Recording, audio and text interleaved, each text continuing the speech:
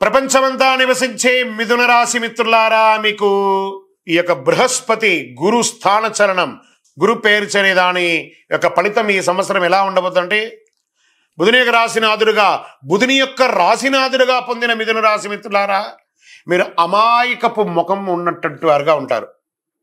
ఆ ముఖ కలయిక అలాగబ్బా వీడు ఎంత అమాయకుడు అని అనుకుంటుంటారు. కానీ మీరు అమాయకులా గుర్తు తెచ్చుకోండి. ఏప్రిల్ వరకు లాభస్థానంలో సంచరించిన బృహస్పతి లాభస్థానం నుండి విరయస్థానానికి మారుతున్నారు. మీకు సుఖస్థానం, రుగరోగస్థానం, అష్టమ ఆయుస్థానం వంటిది చూస్తున్నారు. గురు భగవానుడి దృష్టి ఆరోగ్యానికి నిలమైనటువంటి 4వ ఇంటిపై, రోగాలకు నిలమైనటువంటి 6వ ఇంటిపై చూస్తున్నారు.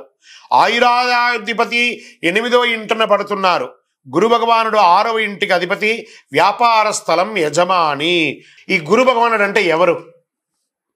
అసలు ఈయన మనకు ఒక బయోడేటా ఉంటుంది కదా, నేను సో నా పేరు ఇది, నా గోత్రం ఇది, నా ఇల్లు ఇది, నేను ఇంత చదువుకున్నానని. ఈ గురువు ఎవరు? ఆయనకి సొంత ఇల్లు ఏది? ధనుస్సు, మీనరాశి ఆయనకి సొంత ఇల్లు. ఉచ్చరాశి ఎవరు? కర్కాటక రాశి. నీచరాశి ఎవరు? మకర రాశి. ఆయనకి ఇష్టమైనటువంటి దిశ ఏది? ఉత్తర దిశ. అతిదేవత ఎవరు? బ్రహ్మ. ఆ బృహస్పతి గురుని యొక్క రంగు ఏది? పసుపు. ఆయన ప్రయాణం చేసే వాహనం ఏది? ఏనుగు. ఆయనకి ఉపయోగించే ధాన్యాలేంటి? శనగలు. ఆయనకి ఇచ్చే పుష్పాలేంటి? రోజ్బెర్రీ అంటారు. వస్త్రం, పసుపు రంగు వస్త్రం వారికి ఇష్టం. వారు ధరించే రత్నం ఏంటి? పుష్యరాగం, కనక పుష్యరాగం. వారికి ఇచ్చే నివేదన ఏంటి? శనగల పొడితో తయారు చేసిన అన్నం చాలా ఇష్టం వారికి. వారికి ఇచ్చే లోహం ఏంటి? బంగారం. ఆయన యొక్క జాతి ఏంటి? మగ జాతి. ఆయన యొక్క అవయవం ఏంటి? కండరం ఆయన యొక్క అవయవం. స్నేహపూర్వకమైనటువంటి గ్రహాలు ఈ బృహస్పతికి ఎవరెవరు ఉన్నారు?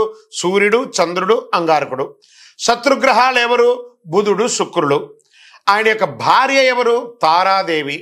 మరి ఆయన పిల్లలు ఎవరు? భారద్వాజుడు, కుజుడు. ప్రార్థనా స్థలాలు ఏమున్నాయి?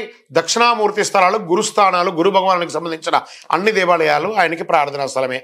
ఆయనకి అర్హత ఏంటి? ఈయనకున్న అర్హత, ఈయనకొక పొజిషన్ ఏంటంటే దేవగురువుగా ఈయన ఉన్నారు. గురు భగవానుడు మే 24 నుండి 12వ ఇంట విరయస్థానంలో కూర్చునడం వలన విపరీత రాజయోగం జరగబోతుంది. చాలా ఖర్చుతో పాటు చాలా ఆదాయం కూడా వస్తుంది. మీ రాశిలో 4వ ఇల్లు, 6వ ఇల్లు, మరి 8వ ఇంటిలో గురు భగవానుడి యొక్క అంశం ఉంటుంది కాబట్టి మధ్య వయస్కులకి బాగా యోగిస్తుంది. ఈ రాశుల వారు సుఖస్థానానికి గురువు సంచరిస్తున్నాడు. కొత్త ఇల్లు కొనుక్కునే అవకాశాలు గట్టిగా ఉంది. శుభ ఖర్చులు, వివాహం, ఉపనయనం ఇలాంటి కార్యక్రమాలు, గృహప్రవేశం ఇలాంటివి చేసే అవకాశాలు ఉన్నాయి. రోగాలు, అప్పుల బాధల నుండి విముక్తి పొందే సమయం వచ్చింది.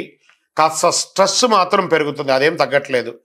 శని మరియు రాహుకేతువులు అనుకూలంగా ఉండడం వల్ల గురు సంచారాన్ని సంతోషంగా అనుభవించండి. కొన్ని ట్రయల్స్ ఉన్నప్పటికీ ప్రయోజనాలు కూడా ఎక్కువ ఉంటాయి.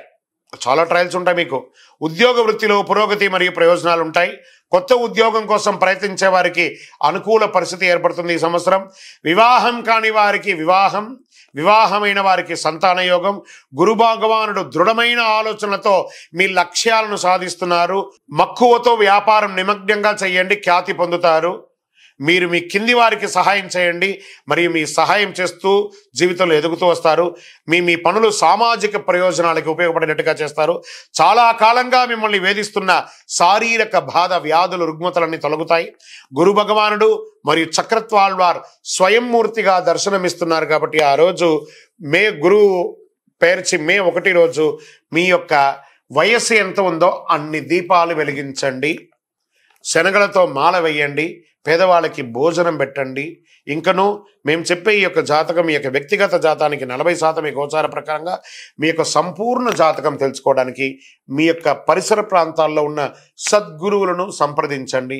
లేదా మా ద్వారా తెలుసుకోవాలనుకుంటే ఈ నంబర్కి, కింద ఉన్న నంబర్కి మీ పేరు, date of birth, time of birth, place of birth WhatsApp చేయాలి, కాల్ చేయకూడదు. ఇంకను సకల దోషాలు తొలగి ఆనందంగా ఉండడానికి గురుర్ బ్రహ్మ, గురుర్ విష్ణు, గురుర్ దేవో మహేశ్వర, గురు సాక్షాత్ పరబ్రహ్మ, తస్మై శ్రీ గురవే నమః అని చెప్పి గురు ప్రార్థన చేయండి. విజయోస్తు.